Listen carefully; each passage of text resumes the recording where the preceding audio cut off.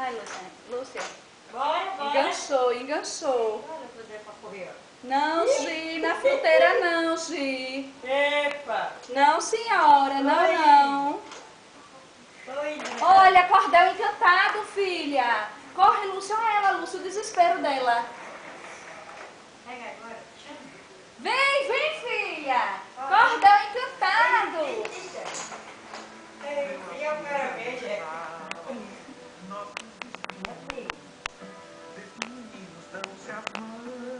Nossos destinos de pequenino eram irmãos. E os desatinos também tivemos que vivê-los bem juntinhos. E caminhos nos trouxeram para este lugar. Aqui vamos ficar, amar, viver, lutar, até tudo acabar. Eita, filha! Aê! Chama ela agora, Lúcia. Parabéns pra você. Bora, bora. Nessa data querida. Giovana, vem pra tua Lúcia. Chega, mamãe, chega. Chega, chega. De frente, Corre, Gi. corre, Gi, que ela vai te pegar, Giovana. Giovana. Giovana. É a televisão, Ana Maria Tchau, Braga. Gigi.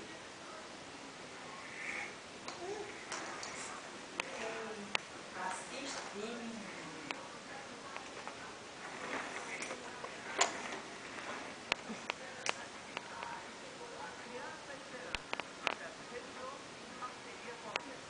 Giovana. Saúde. Giovana. Vamos embora, tchau, Gigi. Gigi. Parabéns pra você. Eita, caiu a meia, Lúcia. Chega. Caiu as duas meias. Chega, mulher. Vem. Calça a meia, Gigi. Chega, Gigi. Eita, parece um caranguejinho de lado. Um siri. Chega, mamãe, chega. Ai, que bola, butadeira. Aê! A meia primeiro, o chão tá frio, não. Pode ter gripado por causa do chão frio. Tá primeiro. Eita, ele tá nada olhando pra televisão. Vira ela pra cá, de frente, Lúcia, pra ver se ela vem. Chega, Gi! Gigi! Corre, amor. Eita. Lá vem de ré.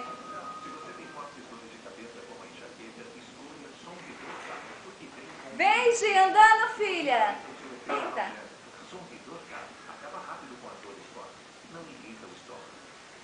Vai puxar o plástico da mesa.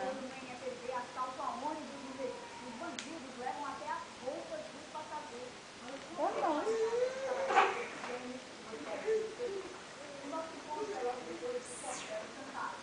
Olha lá, manhã. Manhã, ó. Ó, dona Gradinha, Giovana bastante encosta, ó. Ba.